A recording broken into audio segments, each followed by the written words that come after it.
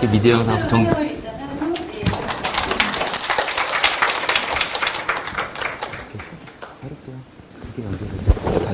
안녕하세요. 광운대학교 미디어 영상학부 정동훈이라고 합니다. 제가 수업이 있어서 지금 왔는데 이렇게 많이 참석하신 걸 보고서 깜짝 놀랐습니다. 많이 좀 힘드실 것 같은데 다 같이 한번 기지개 한번 켜고 시작할까요? 다 같이? 자, 힘차게 기지개. 가르치는 것보다 듣는 게 더 힘듭니다. 가르치는 것보다 아니 연결을 해야지 내 거를. 너무 짧잖아. 다른 쪽이 아니야, 이게 내 거야. 그렇게 잭이랑 연결시키면 되잖아. 예.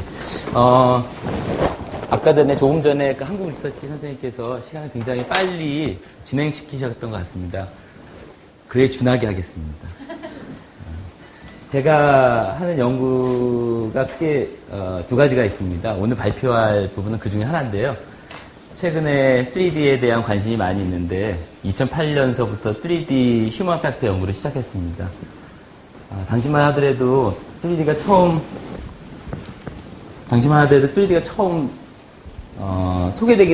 처음 소개된다는 말이 참 의미가 이상할 수 있는데요. 원래 물론 1800년대 말부터 해서 소개가 됐다가 1920년대 잠깐 반짝했다가 50년대 또 잠깐 반짝했다가 그리고 아바타를 계기로 해서 다시 3D 특히 영화가 번성을 하게 됩니다. 현재는 3D TV가 스카이라이프에서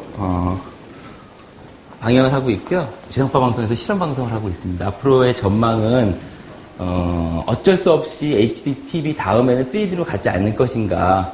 궁극적으로 홀로그램이라고 하는 단계까지 갈 것인데 홀로그램까지 가기에는 상당히 많은 시간이 필요할 것 같습니다. 그 전 단계로서 3D가 몇 년 동안을 지속할지 모르지만 제 개인적인 생각은 지금 현재 홀로그램까지 진행하기는 쉽지는 않다고 생각합니다. 제가 지금 그 홀로그램 프로젝트 팀에 같이 있고요. 그럼 지메일로 가자. 오케이.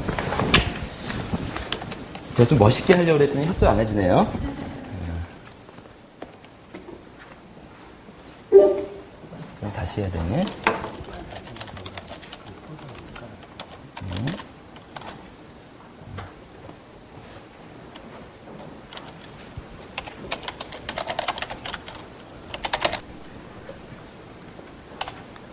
예. 그래서 3D가 당분간은 많이 주목을 받을 것 같아요. 홀로그램까지는 하드웨어적으로나 소프트웨어적으로 가기가 아직 멀기 때문에 3D 쪽으로 당분간 갈 거라고 생각을 해서 일찌감치 이쪽으로 좀 자리 잡았습니다. 오늘 소개해드릴 내용은 간단합니다. 물론 논문을 쓰기 위해서 복잡하게 여기저기서 갖다 쓴 건 많지만 실제적으로 말씀드릴 내용은 간단합니다. 3D 광고에 노출되었을 때 2D에 비해서 주목도가 어떠한가 합니다. 3D의 최대 장점 중에 하나가 현실감, 몰입감을 증가시킬 수 있다는 거거든요. 2D보다. 그런데 또한 트레이드 오프 되는 결정적인 문제점 중에 하나가 과도한 정보입니다. 따라서 어떠한 문제를 가졌으냐면은 3D라는 과도한 정보, 몰입감과 현실감은 높일 수 있지만 과도한 정보가 노출되는 광고에서는 정말 2D가 우리가 생각하는 것처럼 몰입감, 현실감은 높지만 정보 전달이 제대로 될 수가 있을까? 라고 하는 게 제 질문의 시작이었습니다. 협조 안 해주네요.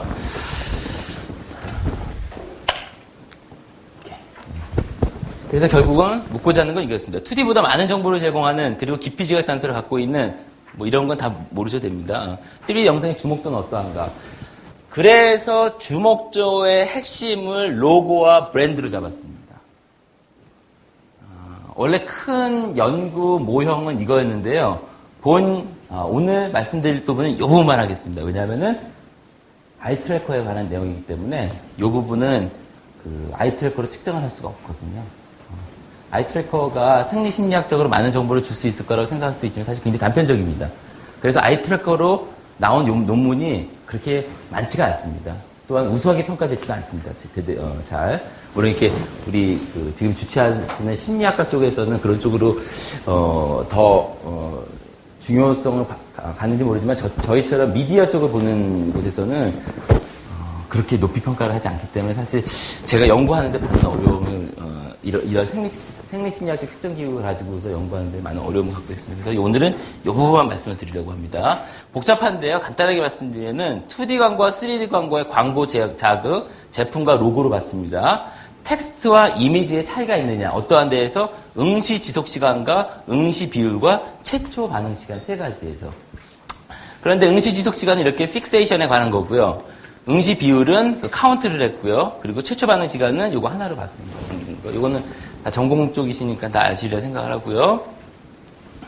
그래서 이렇게 20명씩 무작위 할당을 했고 칼리브레이션 했고 2분 39초간의 영상을 관람하게 했습니다. 시작하기 전에 30초간 테스트 영상을 했고 이거는 왜 했냐면요. 3D 연구를 하다 보니까 그 배운 것 중에 하나가 처음에 3D에 노출시키기 위해서 앉아서 실험을 했더니 이 3D에 대한 첫 노출서부터 일정 시간까지 과민 반응이 나타나더라고요. 시각 피로도 같은 거. 그래서 거기에 노출시켜서 익숙해지는 시간이 필요했습니다. 그래서 항상 30초간을 합니다. 그래서 저희 자체 내에서 만든 뭐 파리를 움직이는 것도 있고 그런데 여기에서는 그거 사용하지 않고 뭐 다른 그 영상을 사용했습니다. 그래서 이거 지금 우리가 지금 여기 바깥에 오늘 안 가져온 건가? 네, 요거 했고요. 자, 이따 보여드리겠습니다. 3D TV. 요거 좀 재밌는 거 하나 말씀을 드릴게요. 저희가 3D TV, 저희 연구 프로젝트 팀이 3D TV를 첫 구매를 한 게 2007년도였었는데 그때 커머셜로 나오질 않았습니다.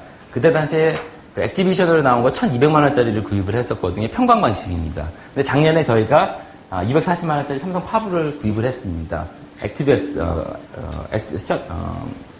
액티브 방식인데 셔터글래스 방식인데 문제는 뭐냐면은 아이 트래커가 셔터글래스 방식을 인지하지 못합니다. 이게 계속해서 그 전파 신호가 들어가기 때문에요. 전날 시뮬레이션을 했을 때 발견을 했어요. 그래서 급하게 딴 프로젝트 팀에 있는 걸 갖다가 썼습니다. 그래서 아마 저희가 다음 프로젝트 중에 하나가 셔터글래스 방식과 평광 방식을 비교하는 건데요. 평광 방식과 셔터글래스 방식은 다르게 나올 거라고 저희는 어심하고 있습니다. 그래서 그런 부분도 이제 좀 생각해 볼 거고요. 요게 평광 필터 방식이었습니다. 하시는 게. 그리고 광고 영상은 2010년 4월에 K5 런칭쇼를 위해서 삼성하고 같이 만든 그 영상을 사용했습니다. 잠깐 보여드릴게요. 실험실 환경은 이렇습니다. 이런 식으로 했고요.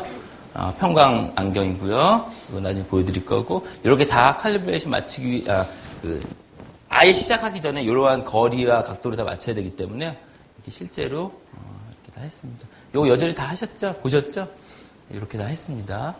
영상만 잠깐만 좀 보여드릴게요. 요게 테스트 화면입니다. 30초. 3D 집단은 3D로 시청하고 2D 집단은 2D로 봤습니다.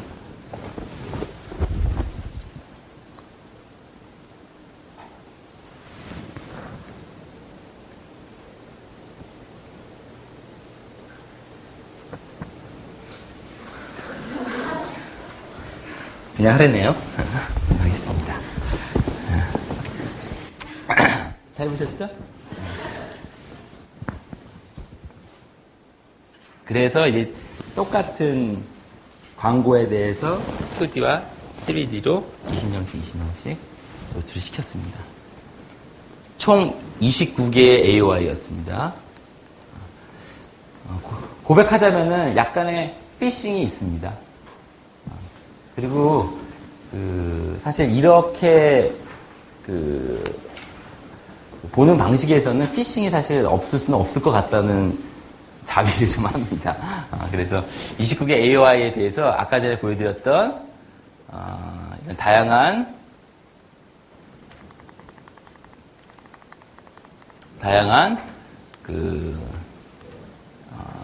시간과 이런 것들을 이제 측정을 했습니다.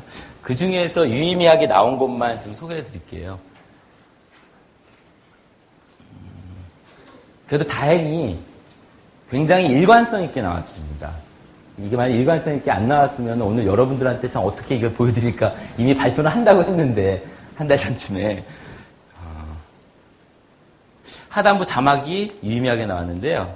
이것만 보시면 될 것 같습니다. 다른 것보다도 2D 그룹과 3D 그룹 그래서 하단부 자막에 대해서는 2D 그룹이 더 응시 지속 시간, 최초 응시 지속 시간이 높았고, 대부분 다 2D 집단이 높았습니다. 이런 것들.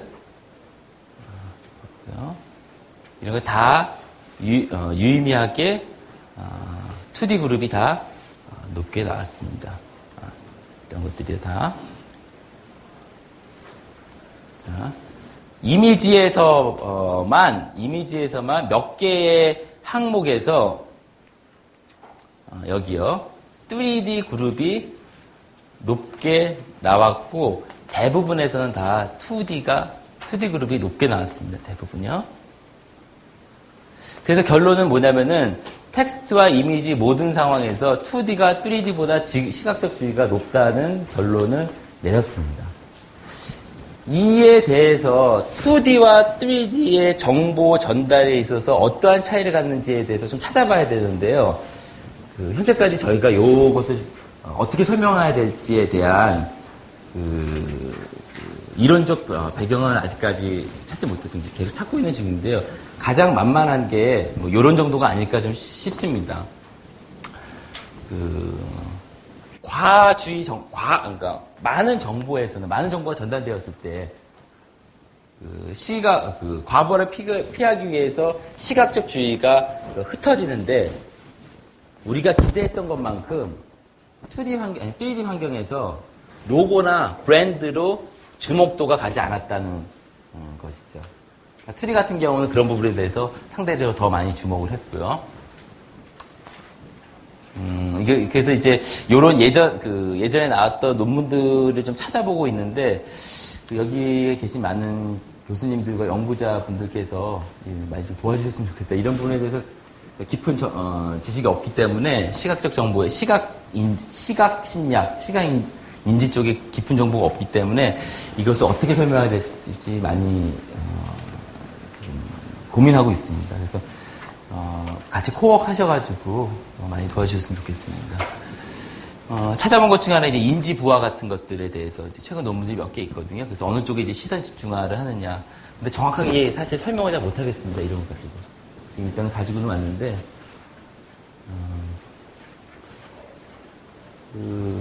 2D, 3D 앞으로 아이 트래킹을 통해서 이번 연구를 통해서 하나의 제안이랄까?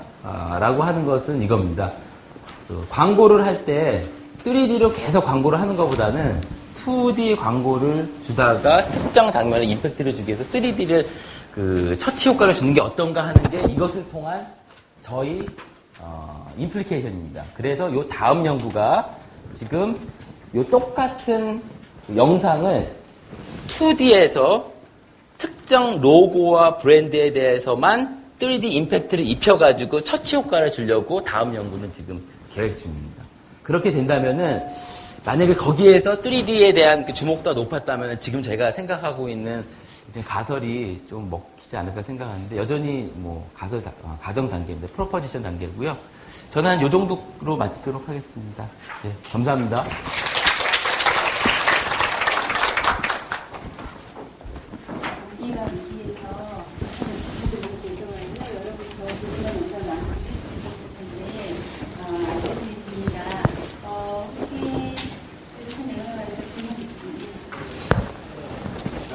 예.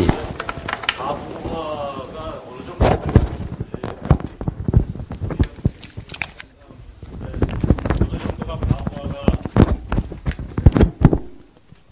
과부하가 어느 정도 걸렸는지를 좀 객관적으로 알 수 있는 방법이 있으면 좋지 않을까 항상 생각하는데 그거에 대해서 어떻게 생각하시는지 모르겠어요. 예를 들어서 인터넷 배너 광고도 사실은 애니메이션이 많거나 그러면은 과부하가 걸릴 것 같기도 한데, 과연 사람들이 과부하가 걸린 거를 우리가 어떻게, 판별을 해서 과부하 상태다, 아니다, 이렇게 얘기를 해야 우리가 또 연구 자체가 의미가 있는 거기 때문에 혹시 아이디어가 있으신지. 최근 3년 동안 연구한 게 뭐였냐면요. 3D 영상에 노출됐을 때, 프레젠스는 저희 쪽에 미디어 연구하는 사람들이 가장 최근에 중요하게 보는 연구인데 쉽게 말하면 몰입도라고 보시면 될 것 같고요. 원래 정의는 이겁니다. 내가 그러니까 이런 거예요. 쉽게 예를 한번 들어볼게요. 이거 수업은 아니지만 죄송합니다. 게임을 하는데 마치 내가 게임 안에서 뭔가를 하고 있는 게임이 아닌 뭔가를 하고 있는 느낌이 프레젠스라고 합니다. being there라는 표현을 쓰거든요. 또 다른 것으로 해서 게임을 하고 있는데 어떤 캐릭터가 또는 같이 하는 파트너가 마치 옆에서 같이 하는 거야 빨리 해! 이랬을 때 소셜 프레젠스라고 하거든요. 몰입도라든가 이런 거를 측정할 때 쓰는데 그래서 3D 영상에 노출했을 때 몰입도, 프레젠스, 그리고 시각적 피로감, 그리고 또 하나가 3D의 인지된 3D 특징 이 세 개를 한 6회 정도에 걸쳐서 한 5,600명 정도 반복 측정을 계속 했습니다. 그래서 어느 정도 타당도가 있다고 생각을 해서 이번에 방송공학회지에 제출했는데 아마 조만간 나올 것 같은데 그 질문에 대해서 답을 한다면 그러자는 저희가 프레젠스, 시각적 피로감, 인지된 특징을 조사를 했습니다. 그래서 만약에 그 과도한 정보가 정말로 미쳤는지 안 미쳤냐를 비교하기 위해서 시각적 피로도 그 측정 도구를 활용하면 어떨까 그렇게 생각하고 있습니다. 적절하지 않았나보다 답이 만족되지 않습니다. 근데 그거는 인포메이션에 관련된 거고 인포메이션의 오버로드가 이제 시각이 피곤한 정도로 측정을 할 수 있겠다. 근데 이제 예를 들어서 영상뿐만 아니라 컨텍스트가 굉장히 복잡한 상황이 되면은 시각은 피곤하지 않지만 사실은 이 프로세싱이 좀 그거 말고 다른 팩터도 있을 수는 있을 것 같다는 생각은 들긴 하네요. 사실은 그것도 비주얼도 사실은 애니메이션이 많이 있는 경우라면 이제 오버로드가 그 시각적 피로도로 체크할 수 있겠지만 다른 컨텍스트에서는 또 다를 수도 있을 것 같긴 하고 하여튼 참고가 될 것 같습니다. 도와주십시오. 예.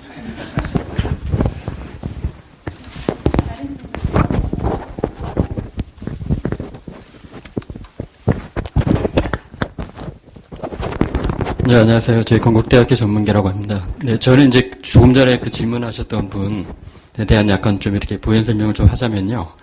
사실 우리가 정보 처리를 한다는 게 사실 우리 두뇌 속에서 일어나는 거고, 가장 이제 우리가 어떤 실시간으로 정보 처리하는데 가장 많이 활성화되는 게 워킹 메모리, 작업 기억이잖아요. 제 생각에 2D라는 게 우리가 이제 3D가 나온 지가 최근에 나왔고, 그 2D에 굉장히 익숙해져 있기 때문에 우리 시각 자체가 이제 그 2D 정보를 처리할 때는 워킹 메모리 자체가 이렇게 로딩이 많이 안 될 수 있는데 갑자기 이제 3D로 바뀌면서 기존에 못했던 어떤 그런 이제 화면이 나타나기 때문에 처리해야 될 정보들이 상당히 많아지는 거죠. 그러니까 인지적으로 과부하가 걸리고 그게 이제 일어나는 게 워킹 메모리가 사실 우리가 처리할 수 있는 정보가 한 번에 처리할 수 있는 정보가 처음에 이제 밀러가 제시했을 때는 5 플러스 마이너스 2 해가지고 우리가 평균적으로 한 번에 처리할 수 있는 정보가 한 7개 정도라고 가정을 한다고 했을 때 3D 상황에서는 굉장히 많은 새로운 정보들을 처리해야 되니까 인지적으로 좀 과부하가 많이 걸릴 것 같고요. 그거를 좀 테스팅할 수 있는 방법은 예를 들면 2D를 보여주면서 다른 인지 과제를 주는 거죠. 2D 상황에서는 내가 이제 사실은 거기 굉장히 익숙해져 있기 때문에 우리 워킹 메모리의 어떤 자원이 좀 남아 있어서 그러니까 그런 어떤 과제를 그 과제가 좀 떠오르지는 않지만 그 과제를 잘 수행할 수 있을 것 같은데 3D를 이제 그 환경에서 동일한 어떤 그 과제를 주게 되면 아무래도 3D 자체도 과부하가 상당히 걸린 상태이기 때문에 그 과제에 대한 어떤 수행 정도가 좀 떨어지지 않을까. 그래서 어떤 그런 쪽으로 보면 인지 과부하가 이 사람이 이제 걸렸는지 걸리지 않았는지를 좀 측정할 수 있는 그런 간접적인 지표가 될 것 같습니다. 동시에 두 개의 테스트를 주는 거죠? 3D 영상을 보면서? 네, 보면서 이제 다른 어떤 인지적인 과제를 이제 수행하게끔 함으로써 이제 그 과제를 얼마나 잘 수행하는지를 간접적으로 좀 측정할 수 있는.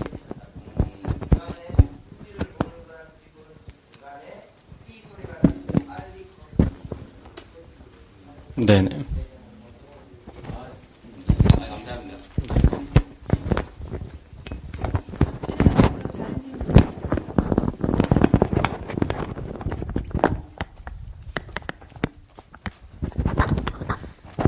네, 안녕하세요. LG전자 박혜리입니다.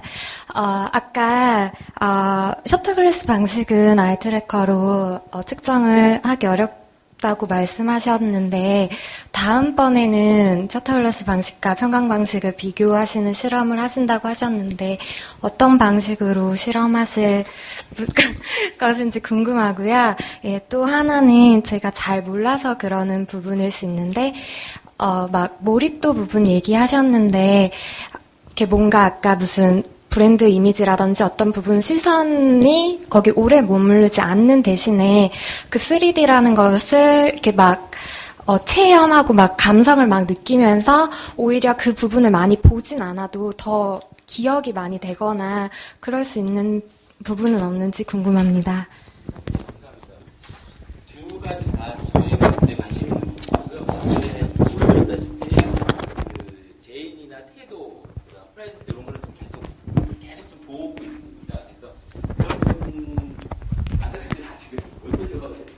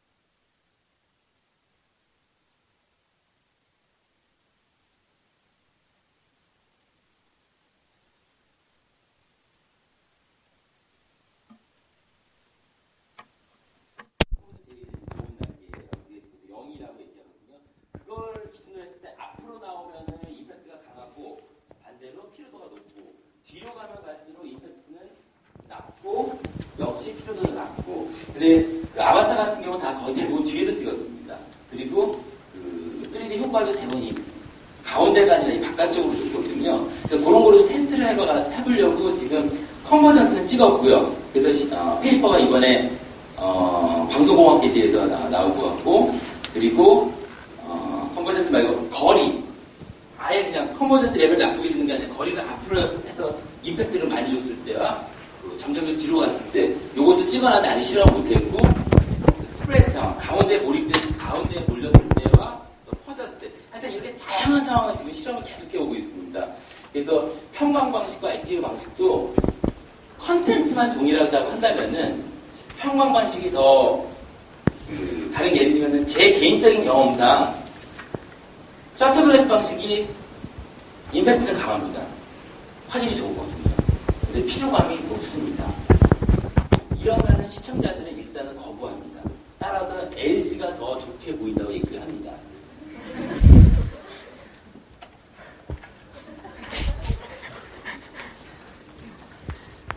그런 걸 좀 비교를 해보려고 하겠습니다. 다양한 컨텐츠, 그러니까 제가 뭐 이게 지금 이 아이 트래커랑은 관련이 없을 수도 있는데 3D 연구를 하다 보니까 뭐가 중요하냐면요. 그 3D 자체의 영상을 가지고서 그 영상을 자체를 가지고서 뭐 3D가 더 좋다, 2D가 좋다 하는 거는 별 의미가 없을 수도 있겠더라고요. 마찬가지, 이것도 마찬가지예요. 왜냐면은 3D 지금 이 광고도 마찬가지예요. 광고나 영화나 드라마를 찍을 때 어떻게 찍었느냐가 중요한 거거든요. 스테레오그래퍼가 잘 맞춰가지고 거리와 각도랑 잘 맞춰가지고 했다면은 상대적으로 더 좋은 거고 그렇지 않으면 상대적으로 나쁘게 나올 수가 있거든. 가령이는 혹시 EBS에서 오신 분 계신가요?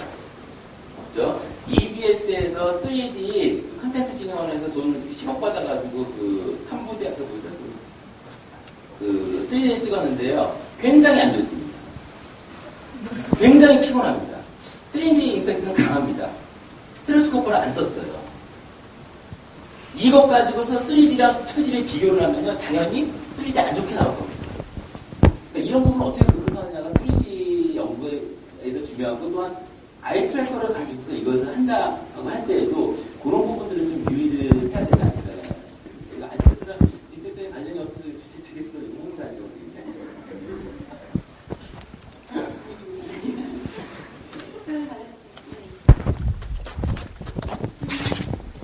제가 관심이 있어서 질문하시는 거죠? 그럼요. 연구가 너무 헛되어가지고 알고 계시는 거 아니죠? 아닙니다. 자, 제가 아니라고 대답할 상황은 아니었는데 아니라고 대답을 했네요. 아무튼 굉장히 재밌게 잘 들었습니다. 저도 조금 더 이제 근본적인 질문인데, 입체로 보이는 건 깊이지가 깊이 단서가 있는 거지 않습니까? 이게 아이 트래커로 했을 때 정확하게, 그러니까 모르겠습니다. 지금 가상적인 3D에 있어서 우리 눈이 이제 아까 그 모바일 아이 트래커는 왼쪽과 오른쪽을 따로따로 찍어갖고 중간이라고 하는 걸 통해갖고 이제 깊이 지각 단서를 어느 정도 커버하려고 하는, 장치들이 있는데, 고정형이라고 하는 것들은 그 화면이 시작되는 평면에서 캘리브레이션이 일어나지 않습니까? 그 깊이 지각 단서라고 하는 것들이 있음에도 불구하고 정확하게 측정이 됐나요?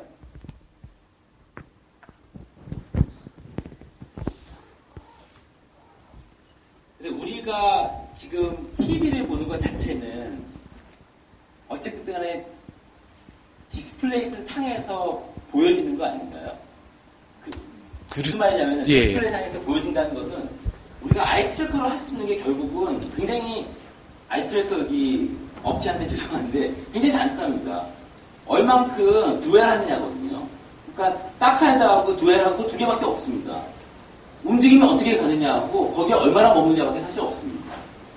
저는 그게 3D가 깊이 지각감이 결국은 그걸 보는 건데 평면 상황에서 그거를 제대로 집어낼 수 있을까? 저는 그건 차이가 없을 것 같은데요.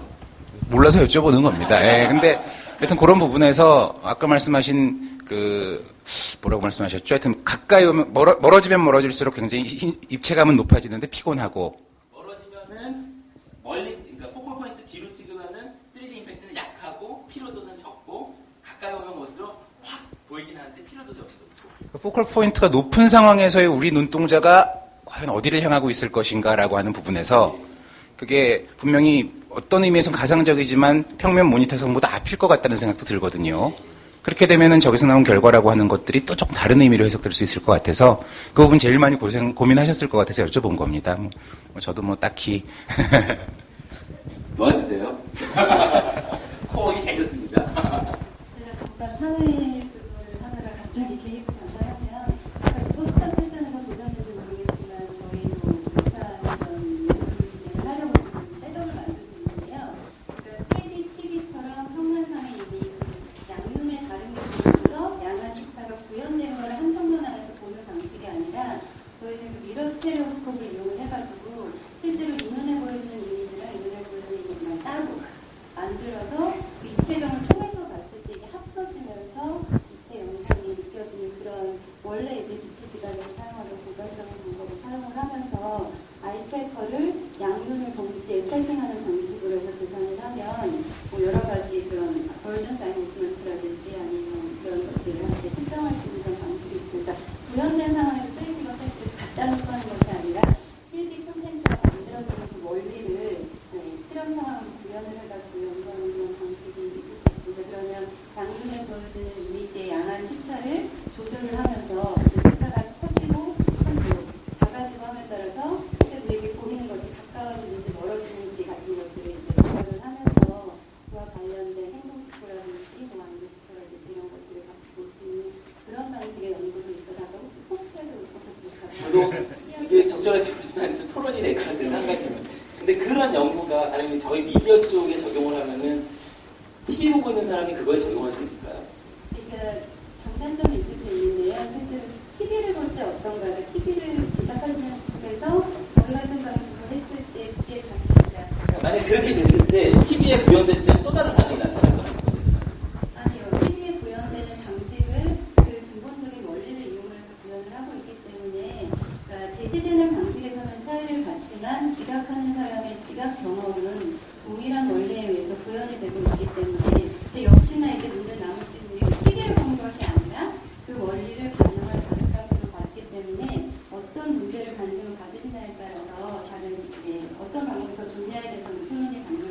그래서 저희 미디어는 제가 하는 식으로 연구합니다.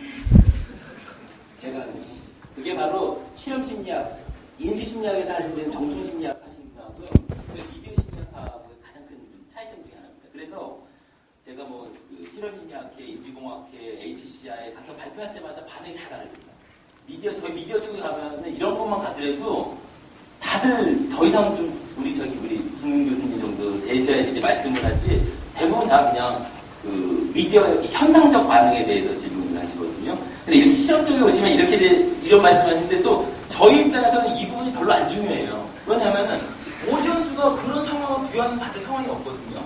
저희는 TV만 보면 되거든요. 극장에서 보기만 하면 되고. 그러니까 이런 점의 차이점들이